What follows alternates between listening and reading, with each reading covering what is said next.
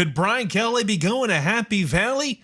And the New Orleans Pelicans come up short in the preseason ball game against the Houston Rockets. We're talking about that and so much more today on the Louisiana Lunch Hour podcast.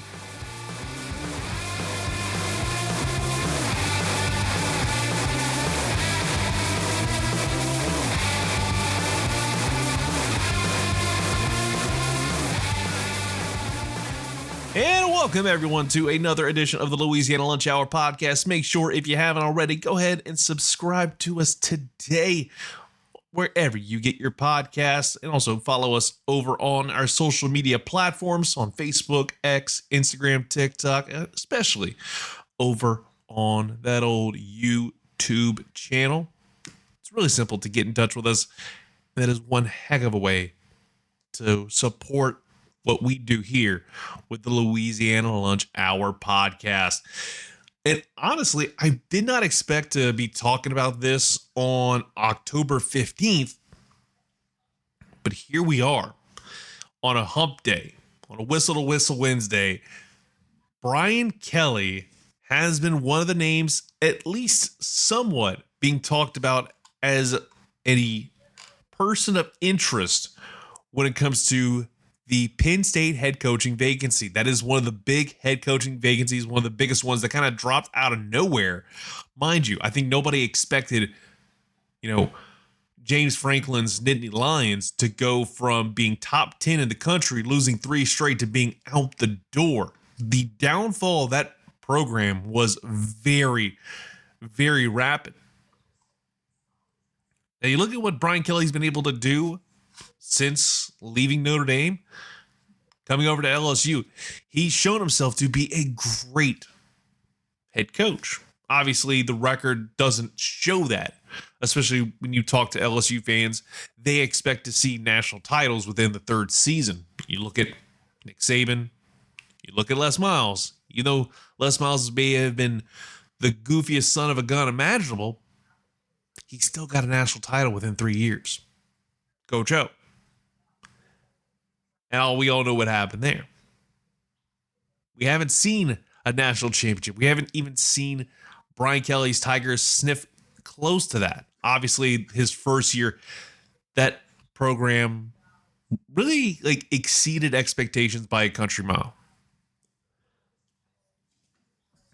And again, Brian Kelly's had this team look good. Obviously, one loss definitely kind of stinks up the joint. The Garrett Nussmeier injury or lack thereof, the lack of, transparency as a head coach, not necessarily the greatest look. But when you see the world of college football, he's a name that I think a lot of people would at least think has some strong considerations. And SI kind of said the same thing with an article saying 8 strong candidates for the Penn State football coaching search after the firing of James Franklin, naming Matt Rule, Kurt Cignetti, as well as Lane Kiffin, the Lane Train. I'll say this. I think out of the first handful of names I've mentioned, I feel like Lane Kiffin's the least likely to go, especially if he gets his team to a college football playoff appearance. I could be completely wrong, but I think that staying at Ole Miss is probably the best case scenario for him to continue to establish his legacy or just rewrite the narrative. Because you look at his career arc. He kind of was a flash in the pan, the infamous tarmac incident over at USC, all those moments. It was never a great start to his career as a coach. Goes over, hangs out with Nick Saban. Next thing you know, he's making FAU look like a great program, bails out of there pretty quickly to take the job over at Ole Miss. There's no doubt, Kiffin's a hot name and he will continue to be a hot name. But I feel like he wants to stick around to see where he can go. Because you look at the SEC right now, it's wide open. He doesn't have to deal with the dictator anymore. Yes, he's still having to deal with Georgia, but even then, Georgia's not the same team that we knew a few years ago that was consistently getting into the college football playoff, getting into the natties. This is a different team. This is a different SEC than it was even 2 years ago. I think Lane Kiffin wants to see how deep that rabbit hole goes. That's just how it feels, at least to me. I could be completely off base with that. That's just the way I see things. Other names that were mentioned: Matt Campbell out of Iowa State, Manny Diaz from Duke, UNLV head coach and former Mississippi State head coach Dan Mullen, and funny enough, Mike Tomlin, who may be out of a job before the season's over in Pittsburgh, depending on how that thing goes. But I just definitely don't believe they get rid of him unless it's a complete and utter dumpster fire over in the city of Three Rivers. So I think Brian Kelly could be an interesting name, going back up to the Midwest, going back to Big Ten country. Obviously, he knows that area quite well, being over at Notre Dame for all those years. He knows that recruiting area better than anybody. And you kind of have to wonder where he would fit in that group. You know, because I think Penn State, with all the money that they are pouring into it, Adidas basically said, yo, we got to get this guy the hell out of here. And we're talking about James Franklin. And James Franklin had been doing a pretty decent job over the last few years, but safe to say, when you lose the games that you lost, especially to a UCLA team that was with an interim coach just a couple weeks ago, you know the boosters are going to come a-calling. And when you have people with power and people with money, like what we're seeing with, Adidas, they were willing to pay the buyout. If they want a guy like Brian Kelly, they're going to go get him. If they want a guy like Joe Brady, who's still a offensive coordinator in the NFL, he could go over and go back to the college ranks, and I think could do pretty well for himself. It's no guarantee. We're not disagreeing that it's no guarantee that this team gets any better. I just am interested to see what's going to happen with this coaching hire. Again, silly season hasn't even really started yet. The coaching carousel hasn't even gotten into full swing. And we've already gotten some interesting jobs that are going to be worth talking about. The UCLA job. Who knows what's going to happen over there? Oklahoma State, a bunch of others, where we're going to be trying to figure out very quickly where certain programs stand and where certain head coaches are going to want to sit on that proverbial fence. I believe if Brian Kelly wanted to, he would go there in a heartbeat, because I think that would he'd be able to play a lot more to his strengths. That said, it's going to be a very tough race, that job, if they want to get to the college football playoff quick, fast, and in a hurry, because of the way things are now. I firmly believe that the Big Ten is in a much better position now than they were when the college football playoff got. Obviously, Ohio State won the first natty and kind of broke up what was SEC dominance. And then the ACC has popped in a little bit.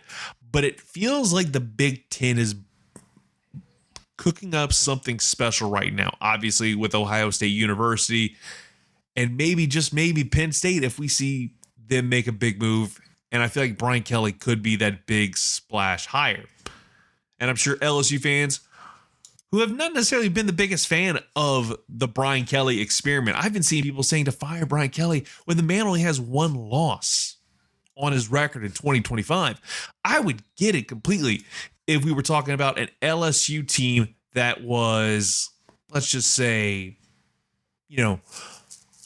they had 3 or 4 losses. If it was more like what we're seeing with Billy Napier at the University of Florida, I would agree with that sentiment. But whenever you have your team winning ball games and you're kind of scratching at the top 10, more importantly, your goals are still in front of you to make the college football playoff, I will never understand that part of the fan base. And that's the one thing I've never been able to kind of like get behind because I'm not necessarily the biggest LSU fan. I'm not a hater. I just feel like the fan base has their expectations way, way too high. And going from a fan base that has expectations that's way too high to a fan base that just wanted to see some good basketball. And that is the New Orleans Pelicans fans. They had a good preseason game last night, coming up short 130 to 128 to the Houston Rockets. Friendly reminder, by the way, because this kind of just surprised me, because admittedly, basketball is not my favorite sport in the world, but it surprised me because I just did not remember that Kevin Durant is playing for the Houston Rockets now. And I should know this, especially as we get closer to the start of the 2025-2026 season. Next Wednesday, a week from today, we're going to start off the season. They have one more preseason matchup against the Orlando Magic. But it was a pretty decent ball game. Zion Williamson had a nice highlight. He led the way with 13 points amongst the starters. Saddiq Bey, he really stepped up off the bench, 25 minutes, 4 of 10 from the field, but he got it done at the line. 16 points on the evening. Everybody else on the starting lineup got in double digits, which was nice to see, but I was more impressed by Zion Williamson. 23 minutes, 6 of 11 from the field. Free throw percentage look a lot like Shaq's free throw percentage, but I digress. 13 points is something we got to be pleased about, and more importantly, he did not look like he was hurt, didn't look like he was banged up in any way. He had 4 assists, 4 steals. That's really nice for a guy that hasn't necessarily been able to stay consistent. That is going to be the number one thing that I am going to harp on for the entirety of this 2025-2026 season. Everybody's been saying for years, oh, the Pelicans are going to be good, blah, blah, blah, blah, blah. Call me when Zion Williamson plays more than 50 games in a season. Call me then, and I will gladly tell you, oh, this team's looking good. Trey Murphy looked pretty decent, 5 of 10 from the field. Again, it's preseason. I can't necessarily tell you outright how a team looks based solely off that. Defense didn't look all that great. You only got 4 blocks in the game. You got some good steals, but at the same time, it just was a lot of work being done by Jabari Smith Jr. and Amen Thompson. Those two guys were all over the map looking at the highlights that you can see on ESPN. Those two guys stood out. We also give a quick shout out to Jeremiah Fears. He led the way for the entire team off the bench. 20 points, 8 of 15 from the field, 2 of 6 from the 3-point range. Also had 6 boards. So overall, like a really interesting game to see how things are going to look as we fast approach this 2025-26 season, 7 days away. I think the Pelicans fan base is all in on seeing this team be successful. I can't necessarily say, hey, this team's going to be here or they're going to be there. Give me a little time.